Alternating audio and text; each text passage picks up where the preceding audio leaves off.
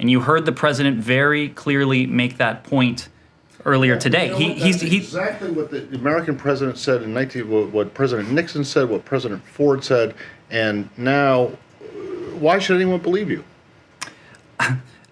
Because, Matt, President Biden is a man of his word. This administration is committed to the people of Afghanistan.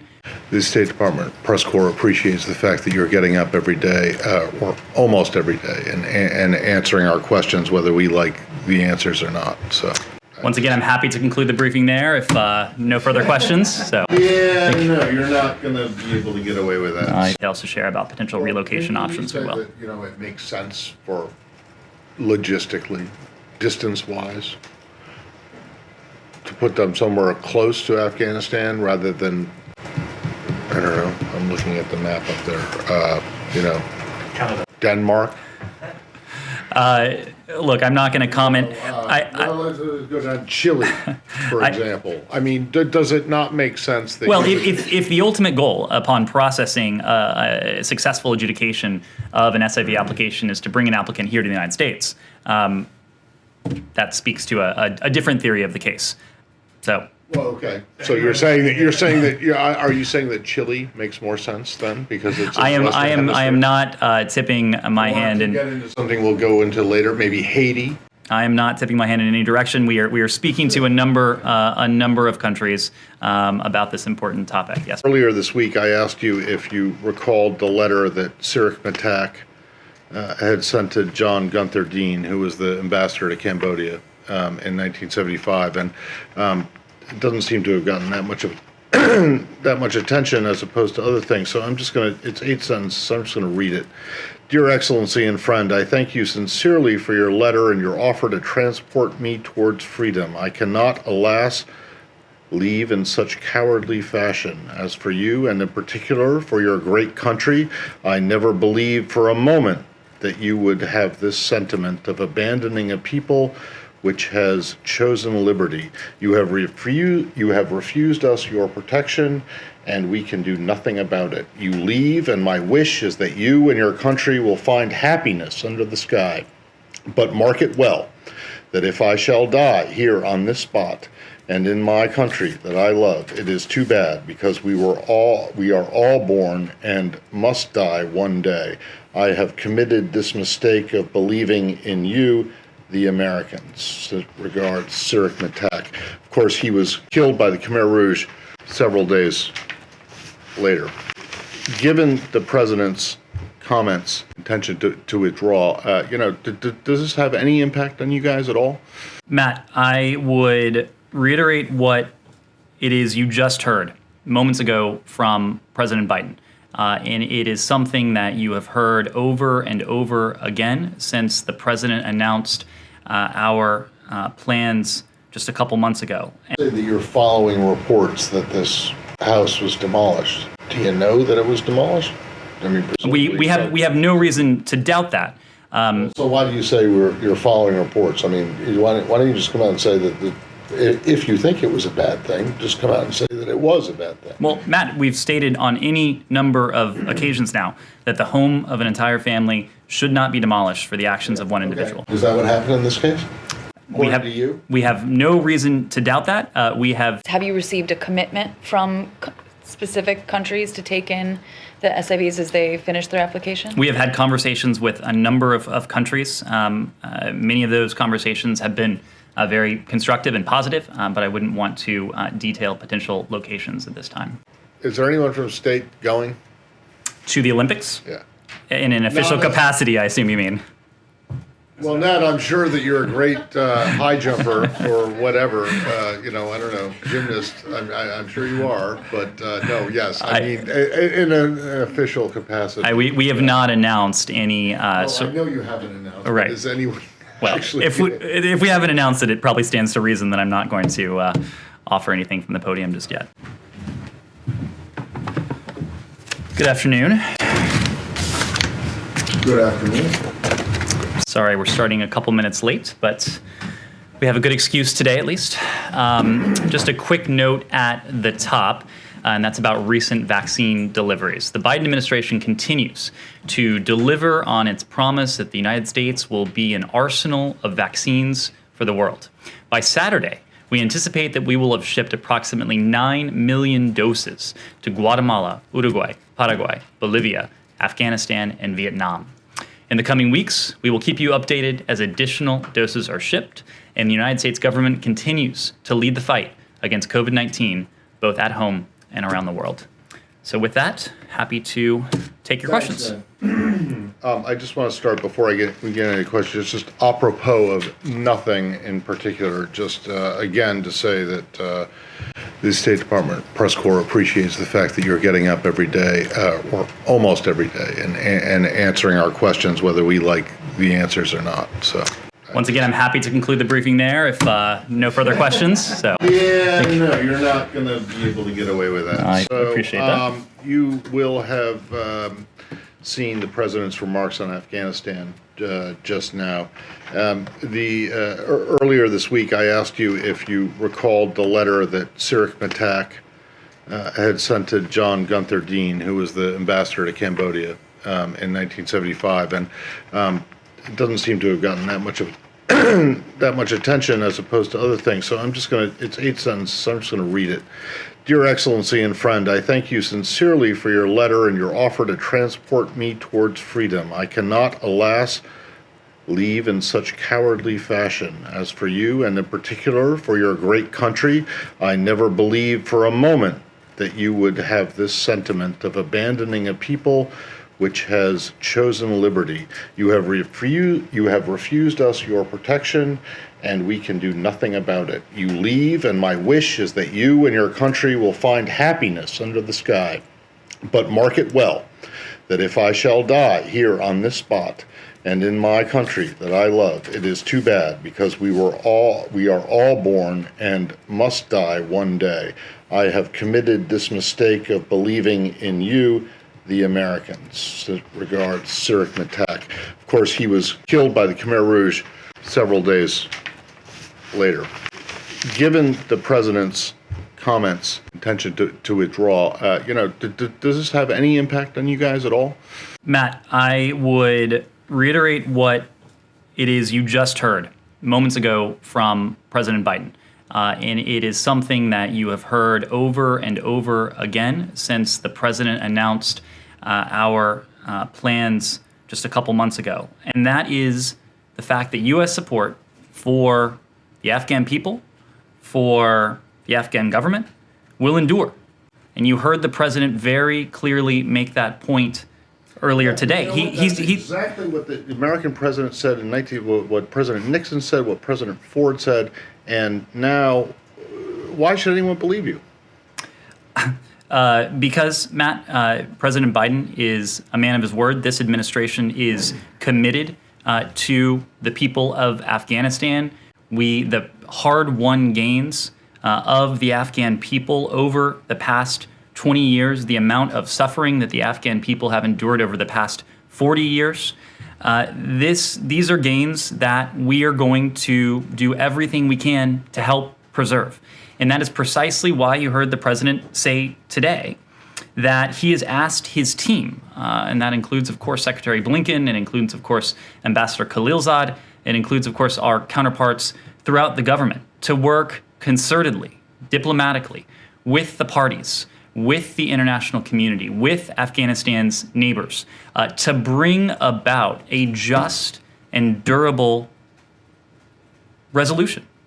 That includes a comprehensive ceasefire. So, Matt, in all of this, we are not leaving the Afghan people. We are not abandoning the Afghan people. Our goal in all of this is to support the diplomacy that will, we hope, and key Afghan elements hope, will bring about a just and durable peace.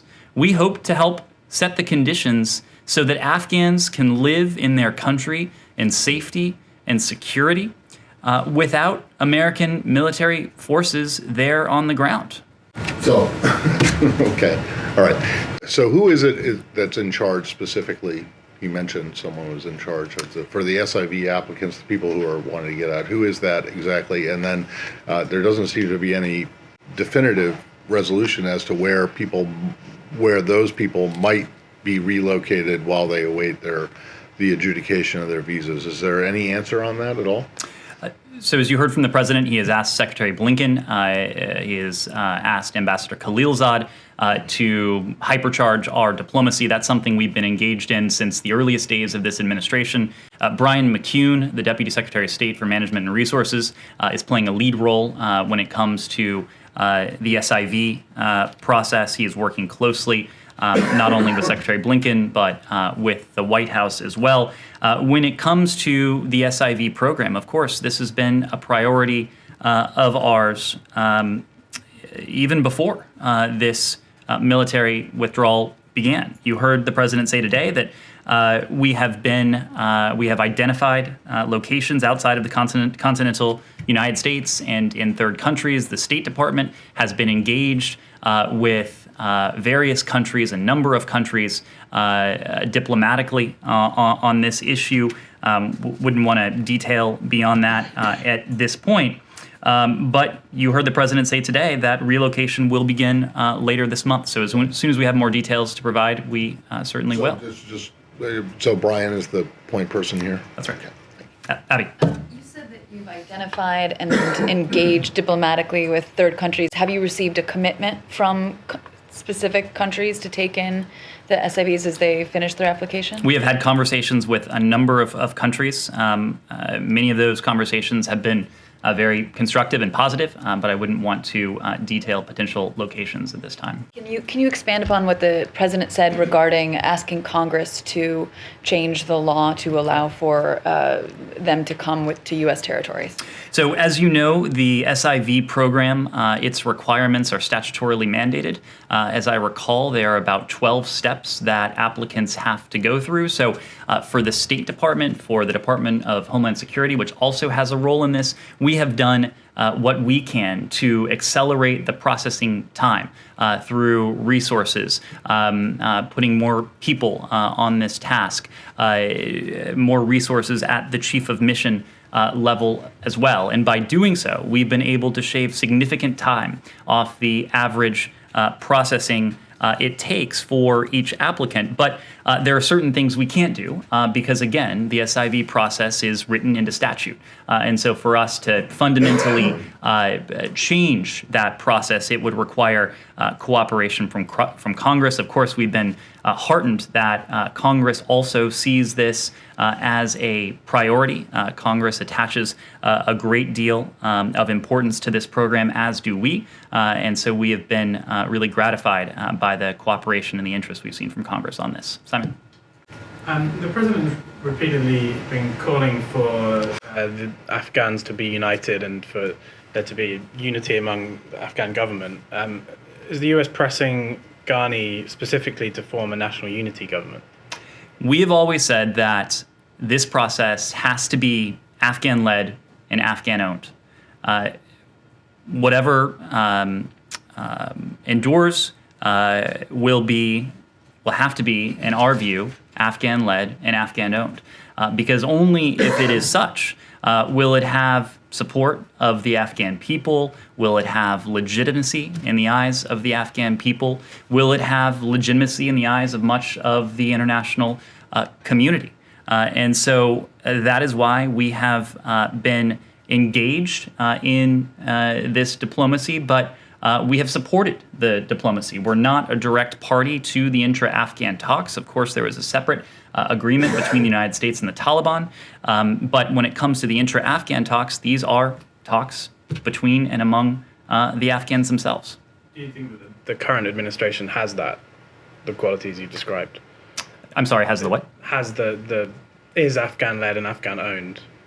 The current Afghan government, does it meet the requirements that you're describing? Oh, certainly. The current Afghan government is. What comes next, any changes that may come in the coming months or years, those will similarly need to be Afghan-led and Afghan-owned. Sure, yeah. Christina. The president just said that about 2,500 of the SIV applicants have gotten their visa but chosen not to come to the U.S. He said they've chosen to stay in Afghanistan.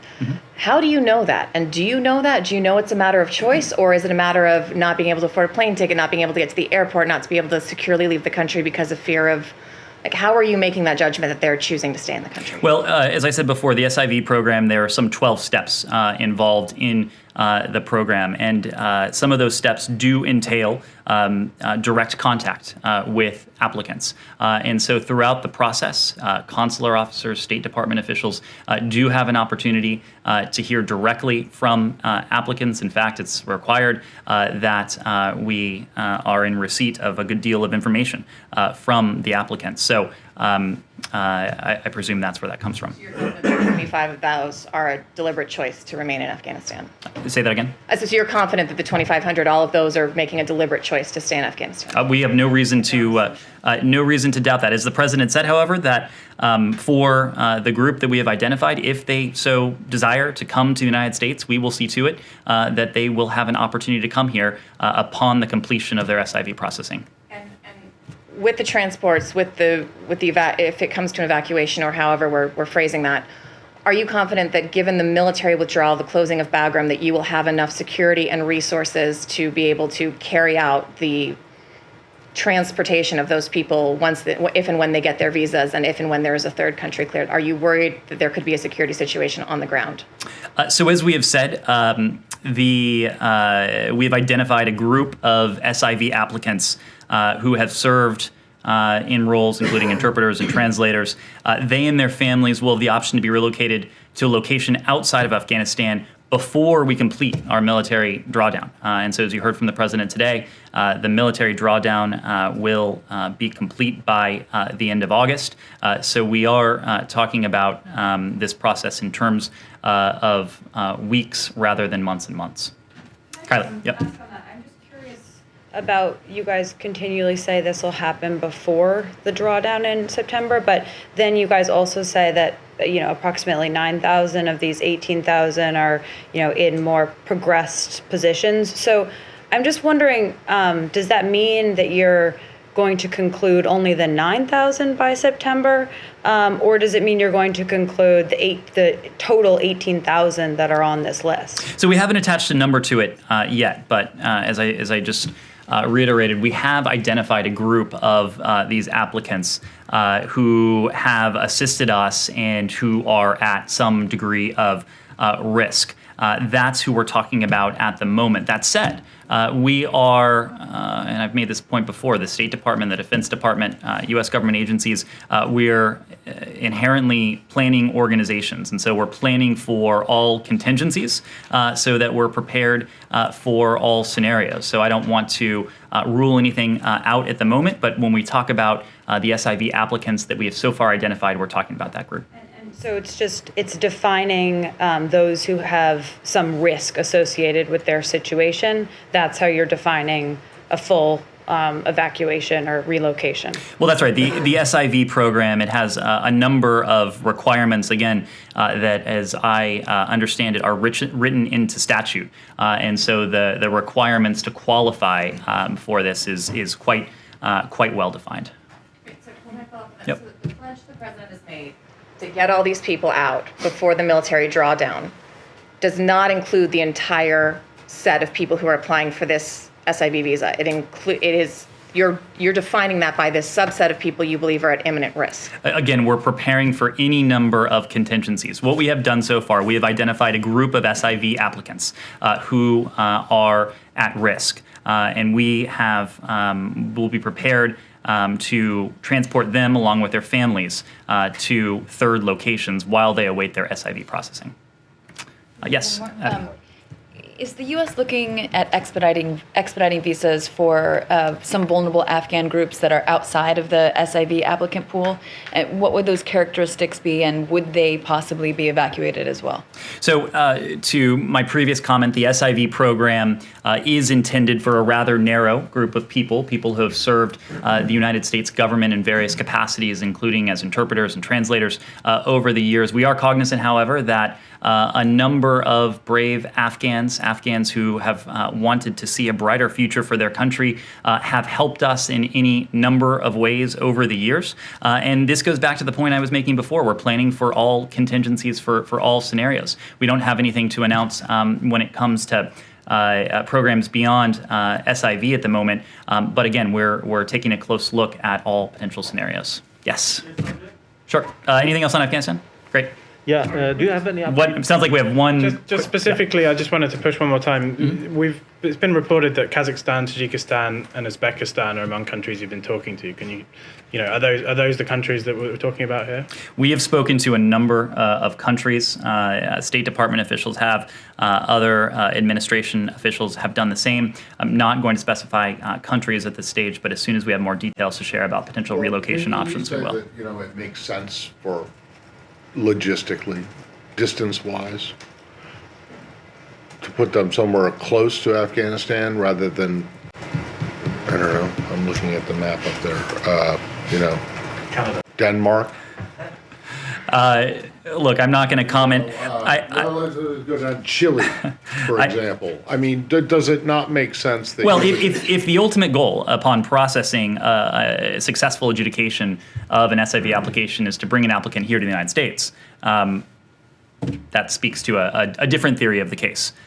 So. Well, okay. So are you saying that Chile makes more sense then because it's? I am not tipping my hand in. Get into something we'll go into later. Maybe Haiti.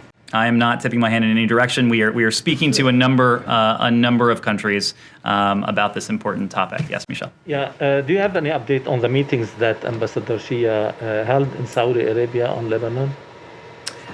So I understand these meetings are ongoing, or they only recently concluded. I suspect we'll have more details to share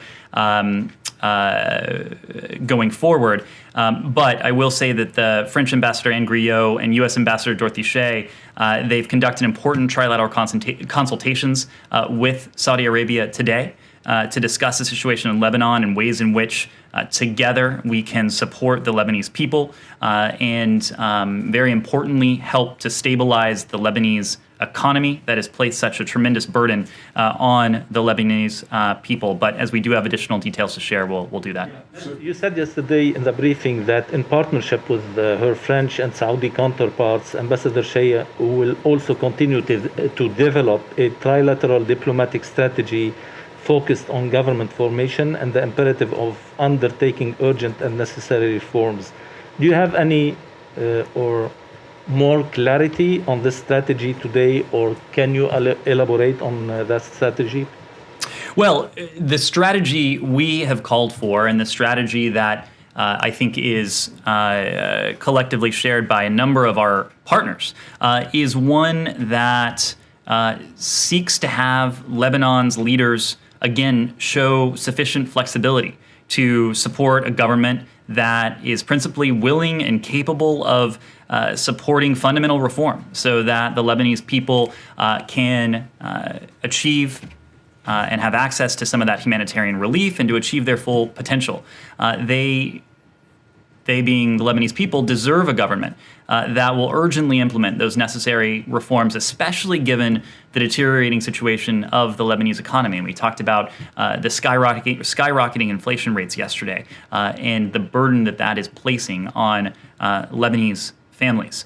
It's in crisis, the Lebanese economy is, because of years, decades even, of mismanagement, of corruption, of impunity, and more recently because of the inability of Lebanon's leaders to put aside their political bickering and political disagreements to work for the common good of the Lebanese people. That's what the international community has been clear about, that Lebanon's leaders need to put the interests of their people first, and that in turn will lead to, we hope, and we seek to help support concrete reforms that are critical to unlocking longer-term structural support to Lebanon.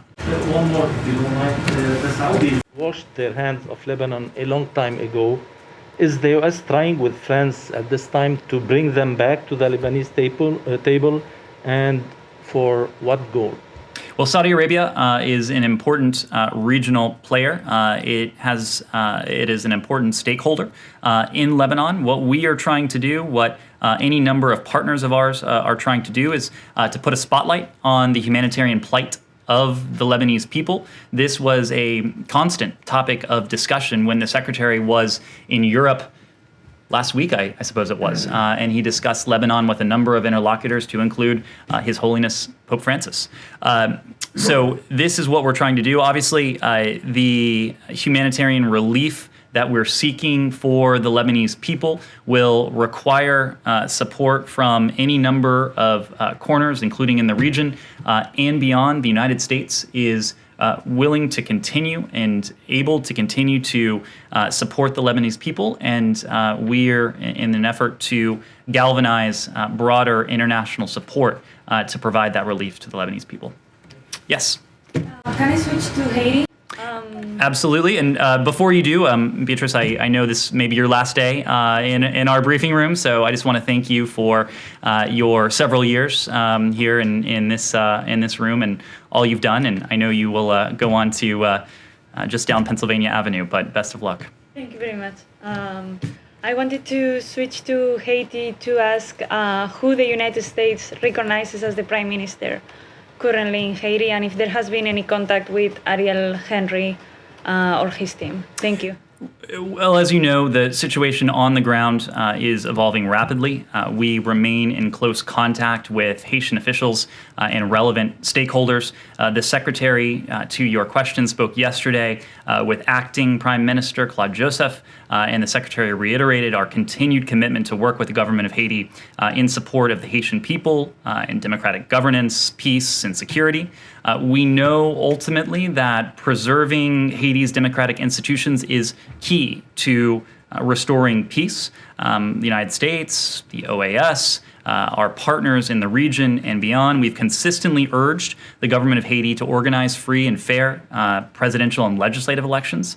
And we continue to urge Haitian government officials and political stakeholders to dialogue in the best interest of the Haitian people and to refrain from violence. This is the message we heard, precisely the message we heard yesterday from acting Prime Minister Claude Joseph. We have, as you alluded to, been in contact with a number of officials and stakeholders. We have also been in contact with Ariel Henry as well. And do you recognize Claude Joseph as the Prime Minister? Well, Claude Joseph was the incumbent in the position. He was serving as the acting prime minister before the assassination of President Moise. We continue to work with Claude Joseph as such. And the ambassador, she back? She is back. Ambassador Sisson was able to travel back to Haiti, so she is back in Port-au-Prince. More Haiti. Sure. The investigation. The Haitian authorities are saying that one of the people arrested in the assassination was a U.S. citizen.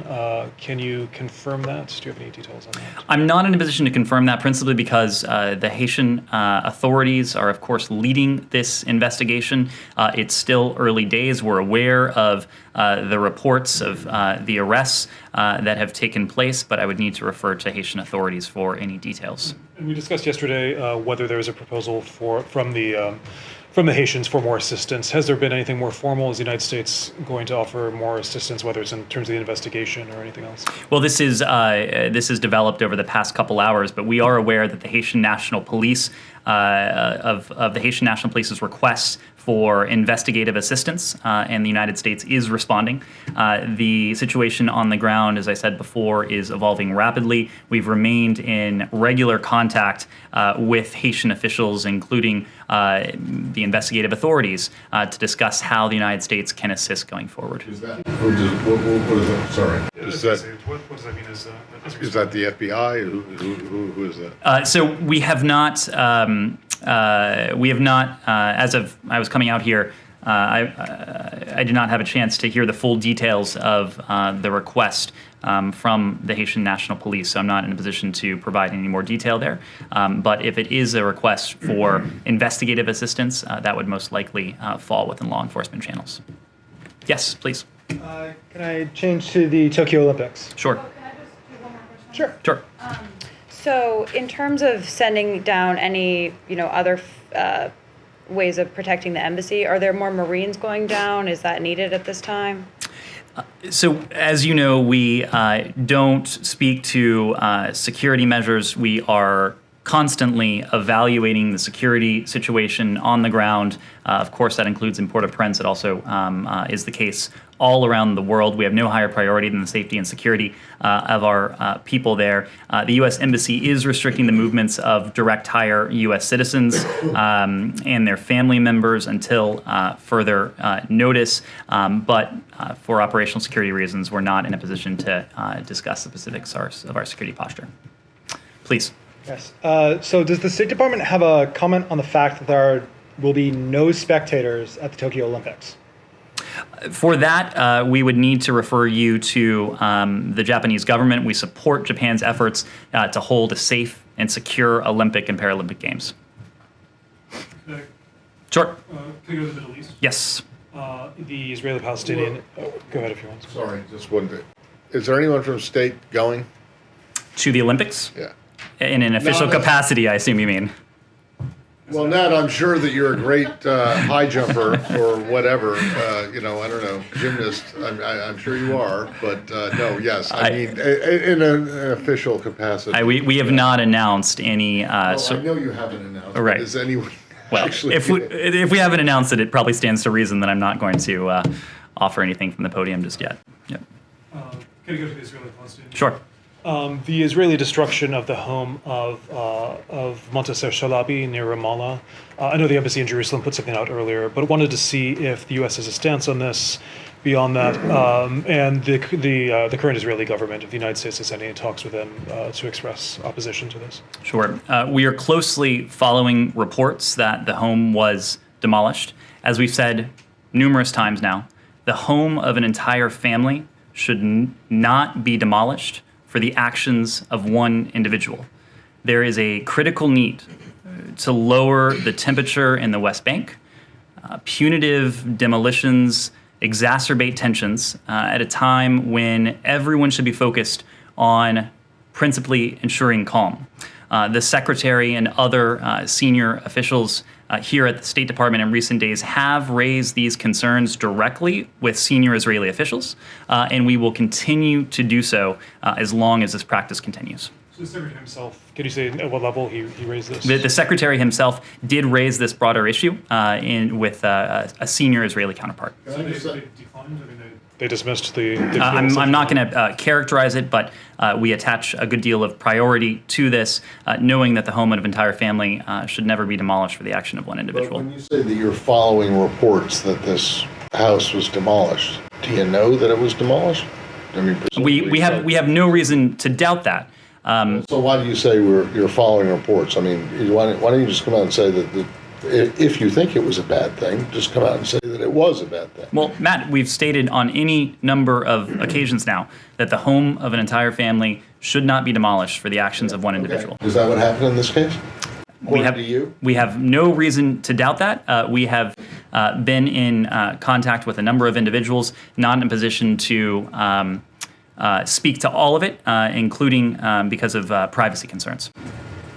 Can I just stay in the region? Sure. Syria? Sure. Diplomacy at the UN in terms of preserving a border crossing. There was a report that Russia has proposed as a compromise, a 6-month extension of the Bab al-Halwa crossing. Can you say if the United States would be at all amenable to that? Well, there's only one proposal currently before the Security Council put forward by the humanitarian pen holders, and it would reauthorize one crossing for 12 months. And we've been very clear that continuing cross-border access, it's a humanitarian imperative. And it's a humanitarian imperative because lives are on the line. Millions of lives are on the line. We've heard very clearly from UN agencies, NGOs around the world that 12 months is critical to their work to reliably deliver aid while managing the lengthy procurement process. What we find before us in the coming days is an opportunity for the Security Council and more broadly the international community to stand up and show that it is on the side of the beleaguered and food insecure Syrian people. Just on that, as of January of this year, to underscore the stakes, approximately 13.4 million Syrians, 2/3 of the country's estimated population, require humanitarian assistance. Nearly 60% of Syria's total population, approximately 12.4 million people, were food insecure as of late last year. And that represents an increase of nearly 60%, 57% since 2019. Approximately 2 million Syrians are now living in extreme poverty. More than 90% of the population is estimated to be living below the poverty line. The World Bank reports life expectancy in Syria has decreased by some 13 years since the start of the conflict. So we spoke about this in some detail yesterday. But again, for us, this is not about politics. It's not about geopolitics. It's not about international politics. It is about saving lives. And it is about doing the right thing for the people of Syria. Any and every responsible country around the world should be in favor of an extension for as long as can be achieved. Please. Yeah, thank you. Sinzin from South Korea. Well, recently South Korea found out that its nuclear research center was possibly hacked by North Korea. So what do you think about it and North Korea's attempt to hack other countries, particularly the US and its allies? Well, we're aware of the report you referenced. For details of that, I would need to refer you to the government of South Korea to comment. As you know, we don't comment on matters of intelligence. But what I would say more broadly is that North Korea's malicious cyber activities threaten the United States. They threaten our allies and partners, countries around the world. North Korea poses a significant cyber threat to financial institutions. It remains a cyber espionage threat. It retains the ability to conduct disruptive cyber activities, as we've seen it do in recent years. It's vital for the international community, for network defenders, and the public to stay vigilant and to work together to mitigate the cyber threat posed by North Korea. Yes, Michelle. Talks in Vienna. On the talks in Vienna, I don't have any update to offer you today. We obviously spoke to this yesterday. The timing of the 7th round of talks hasn't yet been announced. Our understanding is that the Iranian delegation is in Tehran for consultations, as we talked about yesterday. They have not, as of yet, informed the EU coordinator as to when they will be ready to start the next round of talks. Therefore, the timing for a 7th round has not yet been set, and we're not in a position to speculate as to when it might take place. But we're also not going to speculate about the Iranian delegation's current activities, their decision-making processes. As for our delegation, as you know, Special Envoy Mali and much of his team are back here. There is much work to be done outside of Vienna and the talks there. And so Special Envoy Mali and his team are engaged here at the department. They have briefed the secretary, they've briefed other senior officials as they remain fully engaged in this work to see if we can achieve that mutual return to compliance with the JCPOA. All right. Just what I started off with yesterday, the Hong Kong consulate. I don't have an update for you on the COVID situation at the Hong Kong consulate. As you know, we're constantly adjusting given conditions in any locale. Thank you. Thank you very much, everyone.